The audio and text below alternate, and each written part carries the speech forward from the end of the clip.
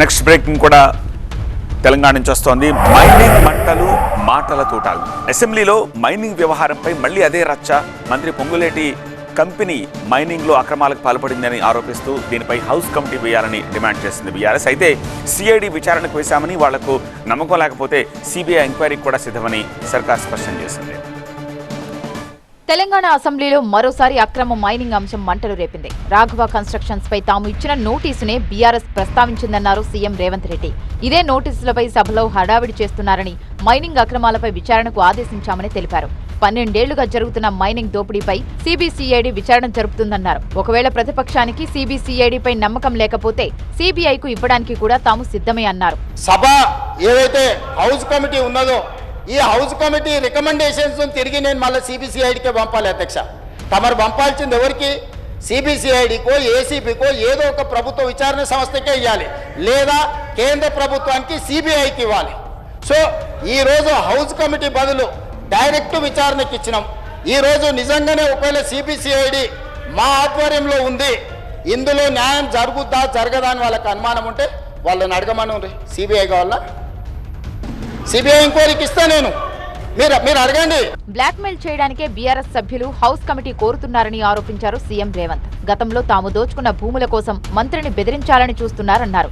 ఇలాంటి ఆటలు తమ దగ్గర సాగవన్నారు. హౌస్ కమిటీ అడిగేది ఏంటంటే హౌస్ కమిటీలోకి హరీష్ రావు గారు రావాలి, హరీష్ రావు గారు రెవెన్యూ మంత్రిని బ్లాక్మెయిల్ చెయ్యాలి, వాళ్ళు ధరణిని అడ్డం పెట్టుకొని కొల్లగొట్టిన భూములను సక్రమం చేసుకోవాలి. ఇది వాళ్ళ ఆలోచన. సిరిసిల్లలో కేటీఆర్ అనుచరులు ఎంతమంది భూములు అక్రమంగా ఆక్రమించుకుంటే కలెక్టర్ అందరినీ జైలుకు తోలిండు, సిరిసిల్ల కలెక్టర్. సో ఈ భూములను కాపాడుకోవడానికి హౌస్ కమిటీలకు వచ్చి మేము ఈ దీంట్లో తప్పుడు నీ మీద ఆరోపణలు చేస్తాము కాబట్టి మీరు మాకు లొంగాలి అనే ఒక ప్రయత్నం ఏదైతే చేస్తారో ఈ ప్రయత్నాలు ఇక్కడ చెల్లవు అధ్యక్ష. అయితే సీఎం ఆరోపణలకు బీఆర్ఎస్ కౌంటర్ ఇచ్చింది. సభను ప్రజలను తప్పుదోవ పట్టించేందుకు రేవంత్ ప్రయత్నిస్తున్నారని విమర్శించింది. రాఘవ కన్స్ట్రక్షన్స్ ఎవరిదో ప్రజలందరికీ తెలుసన్నారు మాజీ మంత్రి ప్రశాంత్ రెడ్డి. పొంగులేటి శ్రీనివాసరెడ్డి తన తండ్రి పేరు మీదే రాఘవ కన్స్ట్రక్షన్స్ ఏర్పాటు చేశారన్నారు. రాఘవ కన్స్ట్రక్షన్స్ పొంగులేటి శ్రీనివాసరెడ్డి గారికి కాదు అంటారు. ఈ రాష్ట్ర ప్రజలందరికీ తెలుసు రాఘవ కన్స్ట్రక్షన్స్ ఎవరిదో, రాఘవ కన్స్ట్రక్షన్స్ ఎక్కడెక్కడ ఎన్నెన్ని రియల్ ఎస్టేట్ బిజినెస్ చేస్తున్నారో, రాఘవ కన్స్ట్రక్షన్స్ చాలా రోజుల నుంచి కాంట్రాక్టర్లు చేస్తూ అది ఎవరిదో ఈ రాష్ట్ర ప్రజలందరికీ తెలుసు. అసలు వాళ్ళ తండ్రి గారి పేరు మీద రాఘవ కన్స్ట్రక్షన్స్ పేరు పెట్టింది ఆయన శ్రీనివాసరెడ్డి. మంత్రి పొంగులేటికి సంబంధించిన కంపెనీ అవినీతికి పాల్పడిందని సీఎం, మంత్రి అసెంబ్లీ సాక్షిగా అంగీకరించారన్నారు మాజీ మంత్రి హరీష్ రావు. తప్పు జరిగింది కాబట్టే ప్రభుత్వం డిఫెన్స్ లో పడిపోయి ఎదురుదాడికి పాల్పడుతోందన్నారు. విపక్షాలను బెదిరించాలని చూస్తున్నారన్నారు. కాంగ్రెస్ సభ్యులు వాళ్లకు వాళ్లే మాట్లాడుకుని సిబిసిఐడి ఎథిక్స్ కమిటీ అని అనౌన్స్ చేసుకున్నారని విమర్శించారు. అసలు రాష్ట్ర చరిత్రలో ఈ భారతదేశ చరిత్రలో ఎక్కడన్నా మంత్రి తప్పు చేసిండని ఆ మంత్రి కింద పనిచేసే పోలీసులు రిపోర్ట్ ఇచ్చిన ఉదంతం ఒక్కటన్నా ఉన్నదా? అసలు జరుగుతుందా ఇది?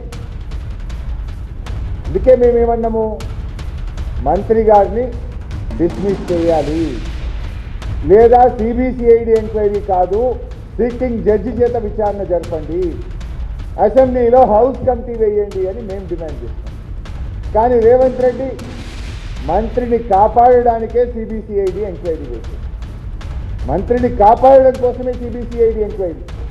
నిజంగా నీకు చిత్తశుద్ధి ఉంటే మంత్రిని బర్తరఫ్ చేసి సిబిసిఐడి ఎంక్వైరీ చేసి, నిజంగా నీకు చిత్తశుద్ధి ఉంటే హౌస్ కమిటీ అయి సిట్టింగ్ జడ్జితో విచారణ జరిపించు. మరోవైపు విచారణల పేరుతో కాంగ్రెస్ ప్రభుత్వం కాలం గడుపుతోందని ఆరోపించారు కేంద్ర మంత్రి బండి సంజయ్. బీఆర్ఎస్ వాళ్లు 10 ఏళ్లు దోచుకున్నారని, ఇప్పుడు తాము దోచుకుంటాం అన్నట్టుగా కాంగ్రెస్ తీరుందని మండిపడ్డారు. కేటీఆర్ పై సీఎంకు ప్రేమ ఎక్కువని, అందుకే ఆయనను కాపాడుతున్నారని విమర్శించారు. మైనింగ్ స్కామ్ జరిగింది అని బీఆర్ఎస్ అంటారు, అనగానే మరి 10 సంవత్సరాలు దిద్దామా అంటారు.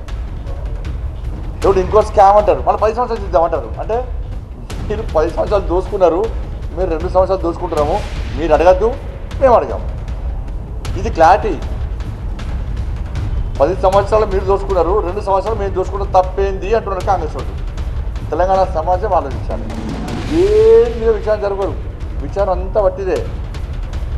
ఇంతవరకు ఎన్ని విచారణ జరిపి 2 సంవత్సరాల ఎన్ని నివేదికలు వచ్చినాయి, మొత్తానికి అక్రమ మైనింగ్ వ్యవహారంలో ప్రభుత్వాన్ని టార్గెట్ చేసే విషయంలో తగ్గేదే లేదన్నట్టుగా బీఆర్ఎస్ వ్యవహరిస్తుంటే గత ప్రభుత్వ హయాంలో జరిగిన అంశాలపైన విచారణ చేయిస్తామంటూ ప్రతిపక్షాన్ని ఇరుకుని పెట్టేందుకు ప్లాన్ చేస్తోంది కాంగ్రెస్ ప్రభుత్వం.